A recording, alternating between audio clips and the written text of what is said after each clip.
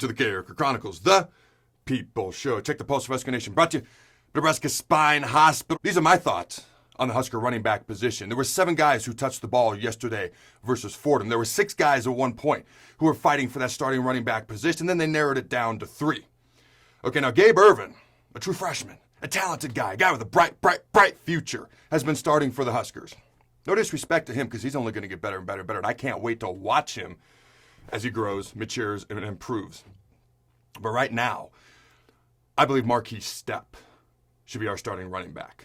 Okay? Now versus Illinois, and let's be very, very clear, nobody had a breakout day rushing the ball versus Illinois for the University of Nebraska. But Markese Stepp had the highest yards per carry average of everybody on the team at a whopping 3.3 yards per carry.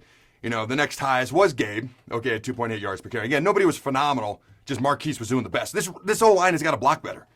It doesn't matter if we're giving the ball to Usain Bolt if there's no holes. You could give the rock to my broken down has-been shell of what I used to be self, and I could find us yardage if there's holes, okay? So here's my point. All right, Markese also had the only rushing touchdown of the day versus Illinois with the S is silent. Now, yesterday versus Fordham, okay, Stepp had more than twice as many rushes, more than twice as many carries as any other running back on the team. Like I said, 7 different guys carried the ball for Nebraska running back wise. He had over 100 yards rushing, 101 yards rushing, and he had the highest yards per carry average. Again, 5.6 yards per carry, leading all of the running backs. Now, Markese, in my opinion, needs to be the starter. Now, he's not the fastest back in the world, but he's very physical. It actually surprised me. No disrespect to USC guys, but I don't envision the USC guys being the most physical guys on planet Earth. He's not the fastest back in the world, but right now, we need someone who can BYOB, and I ain't talking about bring your own beer. I'm talking about be your own blocker, because until this offensive line starts blocking better and more consistently, okay, now the second half versus Fordham, they just wore him down. The first half, there wasn't really anywhere to go.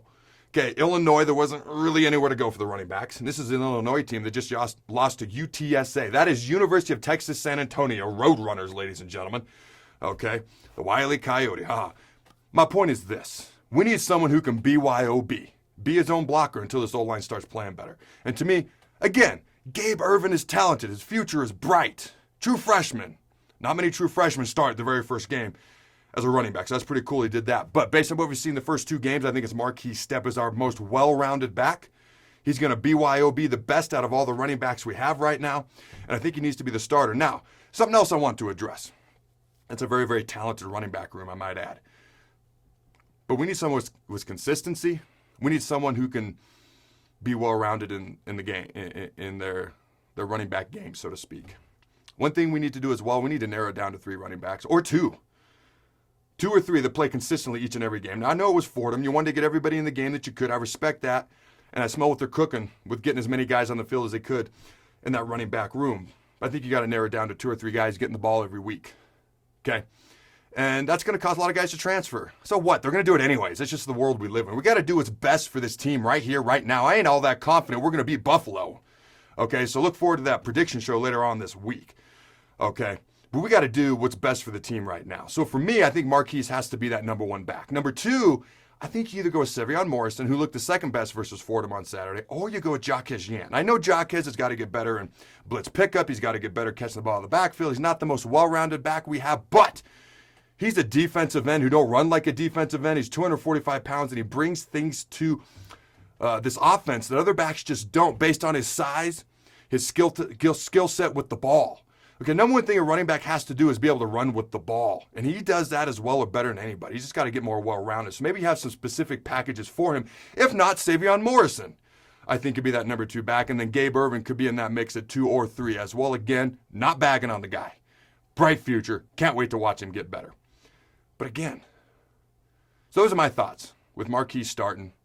Narrowing it down to 2, maybe 3 backs who get the ball consistently every game. But again, it doesn't matter if the O-line doesn't block. We got to block better up front. We got to be more consistent up front. Okay, Turner Corcoran, Ethan Piper, they're young guys, but they struggled versus Fordham in the first half.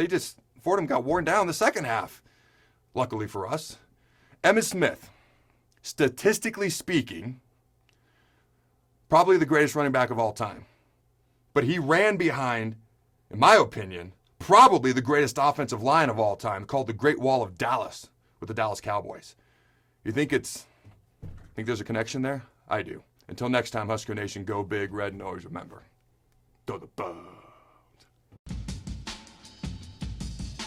Thanks again to our sponsor, Nebraska Spine Hospital. Ladies and gentlemen, when it's your spine, you do not want to mess around, and experience matters. That's why you can trust the experts at Nebraska Spine Hospital, the region's only spine-specific hospital. They are the best at what they do.